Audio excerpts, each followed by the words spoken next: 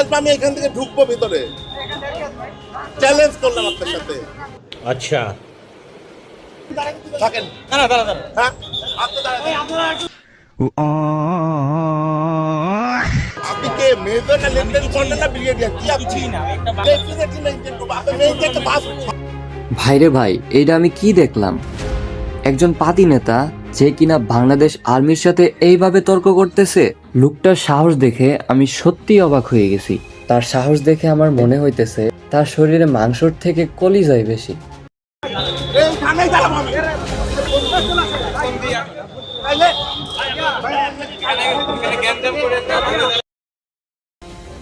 ভাইটির ব্যবহার দেখে আমার কাছে মনে হইতেছে ভাইটি হয়তো বাংলাদেশ সেনাবাহিনীর ইতিহাসটাই ভুলে গেছে। আমার মনে হয় ভাইটির একটু বাংলাদেশ সেনাবাহিনীর ইতিহাস পড়া দরকার, বিশেষ করে গোপালগঞ্জের ইতিহাস আর নির্বাচনের সময়কার ইতিহাস ভাইটির একটু ভালো করেই পড়া দরকার। কারণ সেনাবাহিনীর সাথে এইভাবে কথা বললে তার পরিণামটা কি হয় তা আপনারা একটু পরেই দেখতে পারবেন। এখানে দেখেন লোকটি সেনাবাহিনীর অফিসারকে চ্যালেঞ্জ করলো যে আমি এখানেই থাকবো, এখান থেকে সরবো না, পারলে আমাকে সরিয়ে দেখান। হ্যাঁ? আমার কাজ আসবে আমি এখান থেকে ঢুকবো ভিতরে।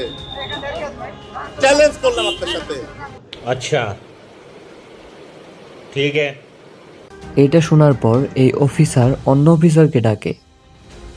আপনি তো একটা প্রোটোকলের লোক আপনি। হ্যাঁ আপনার উনারা যে অন্য আরেকজন অফিসারকে আসতে দেখে এই লোকটা পালানোর চেষ্টা করে। থাকেন। হ্যাঁ আপনি দাঁড়ান। ভাই কি আর বলবো, এই লোকটা সেই লোক না যে একটু আগে সেনাবাহিনীর অফিসারকে চ্যালেঞ্জ করতেছিল। ভাই কই গেল আপনার সেই কনফিডেন্স?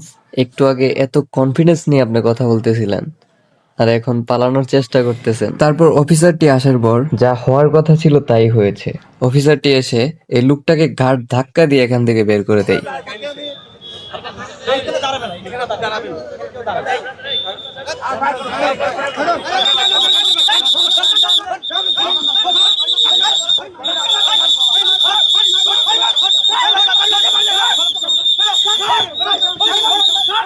এই ঘটনাটি নিয়ে আপনাদের মতামত কি অবশ্যই কমেন্ট বক্সে জানাবেন। আমার মনে হয় সব জায়গায় পাওয়ার দেখানোর আগে মানুষের একটু ভেবেচিন্তে কথা বলা দরকার।